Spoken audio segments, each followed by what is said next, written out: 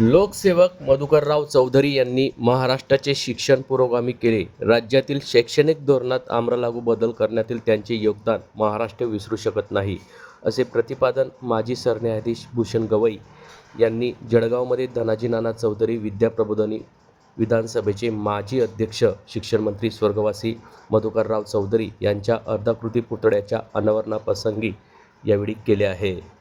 यावेळी व्यासपीठावर कार्यक्रमाचे अध्यक्ष तथा काँग्रेसचे प्रदेशाध्यक्ष हर्षवर्धन सपकाळ, प्रमुख पाहुणे माजी मंत्री बाळासाहेब थोरात, महापौर दीपमाला काळे, कवयित्री बहिणाबाई चौधरी, उत्तर महाराष्ट्र विद्यापीठाचे कुलगुरू डॉक्टर व्ही.एल. माहेश्वरी, धनाजी नाना चौधरी विद्याप्रबोधिनीचे अध्यक्ष शिरीष चौधरी, माजी पालकमंत्री गुलाबराव देवकर, प्रथम कुलगुरू डॉक्टर एन.के. ठाकरे, माजी कुलगुरू डॉक्टर के.बी. पाटील, प्राध्यापक पी.पी. पाटील, कुलगुरू एस.टी. इंगळे, माजी आमदार सुधीर तांबे, रमेश चौधरी, ॲडव्होकेट रवींद्र पाटील, काँग्रेसचे रावेर जिल्हाध्यक्ष धनंजय चौधरी, प्राध्यापक डॉक्टर पी.आर. चौधरी, राज्य मागासवर्ग आयोगाचे सदस्य अंबादास मोहिते, विद्यापीठ व्यवस्थापन परिषदेचे सदस्य राजेंद्र नन्नवरे, सुनील पाटील, चंदन अत्तरदे, प्राध्यापक विनय पाटील, काँग्रेसचे माजी जिल्हाध्यक्ष प्रदीप पवार आदींची यावेळी उपस्थिती होती.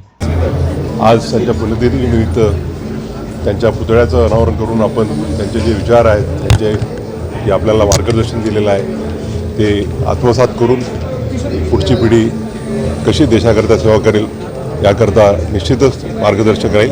धन्यवाद. आपण या कार्यक्रमाला आल्या स्वातंत्र्याच्या काळातले काही फोटो वगैरे आपण बघितलेले हो बघितले. काही गोष्टी देखील सांगणार, काय कसं सांगणार या गोष्टी? नाही, जसं आता ते 1936च्या फैजपूरच्या अधिवेशनाचं बघितलं तर महात्मा गांधी चट्ट्याच्या झोपडीमध्ये राहिलेले आहेत आणि साधेपणाचा जो आदर्श आहे तो वाटते आपल्या सर्वांना प्रेरणादायक राहील. त्या काळातलं भारताचं आणि आताच्या भारतामध्ये काही फरक जाणवतोय का आपल्याला? ते फरक तो काळानुसार फरक जाणवणारच आहे. आज आता ज्या काही कॉन्फरन्सेस होतात त्या मोठमोठ्या ठिकाणी होतात आणि ज्या सुविधा आहेत त्या सुविधाचा सगळेजण लाभ घेतातच. मधुकरराव चौधरी हे शिक्षण करते होते, तुम्ही असं भाषणामध्ये बोलले. हो. ते राजकारण होते तरी ते लोकसेवक होते. हो. त्या काळातली परिस्थिती तुम्ही स्वतः अनुभवली. यांनी जो 10+2 आणि +2चा पॅटर्न सुरू केला, त्यानंतर पहिल्यांदा आपण ते पहिला विद्यार्थी पण होते. त्या काळातलं त्यांचं जे राजकीय पद्धतीने काम करण्याची शैली होती, ती शैली कशी वाटली तुम्हाला आणि आता त्यात काय अपेक्षा आहे, तुम्हाला काय वाटते? त्यावेळेचे राजकारणी जे होते ते राजकारणी कमी आणि समाजसुधारक जास्त राहायचे, एक समाजसेवक म्हणून कार्य करायचे. आता काळ बदललेला आहे. आताचे कसे वाटते आपल्याला?